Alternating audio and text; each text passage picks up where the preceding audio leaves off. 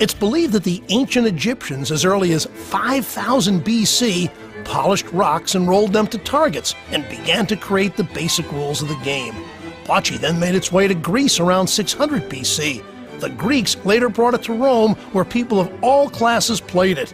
Emperor Augustus, who ruled when Christ was born, proclaimed bocce the sport of statesmen and helped spread the game throughout the Roman Empire. The Romans elevated bocce from the Rock Age to rolling coconuts they imported from Africa, and they later carved balls out of African olive wood. Bocce's popularity spread throughout Europe. In the 1500s, Shakespeare referred to bocce in several plays, and legend has it that in the late 1500s, with the Spanish Armada preparing to attack, Sir Francis Drake delayed the English defense until he finished a game of bocce. But it hasn't always been a smooth ride. This 1702 edict by the Catholic Church condemned bocce for encouraging gambling and prohibited its clergymen from playing it.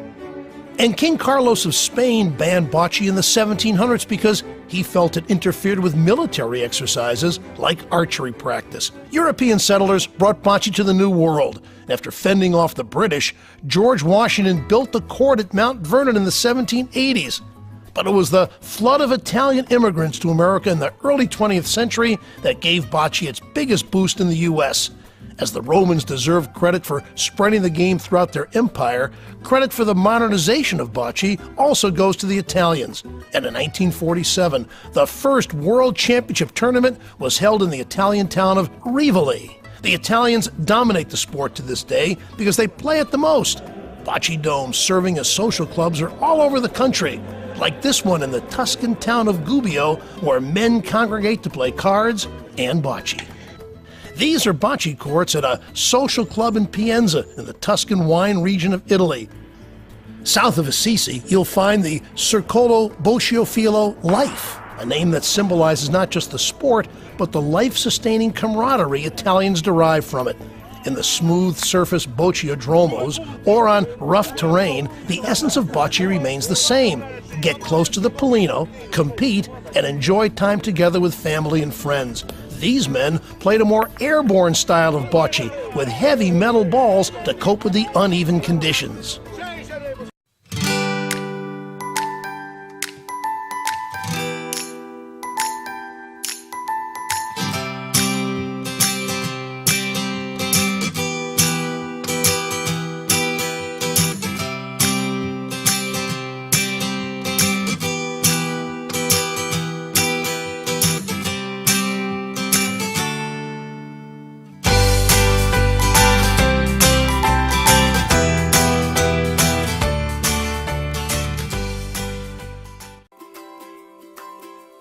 You know, one great way to add entertaining value to your backyard, reduce your water use by making your lawn smaller, and add family fun is to install a bocce court in your own backyard. Now, bocce ball is growing in popularity ever since the Italians invented it thousands of years ago, but it's an easy game to introduce into your own backyard. What you need is about 10 to 13 feet of space by 50 to 80 feet of space in length.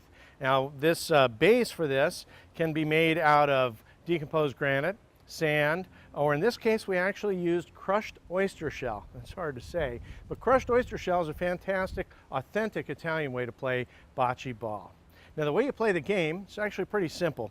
It's basically lawn bowling, but it's started out by using what's called a Polino or a jack. You toss this out past the center line of the course, and it needs to go at least past the middle line.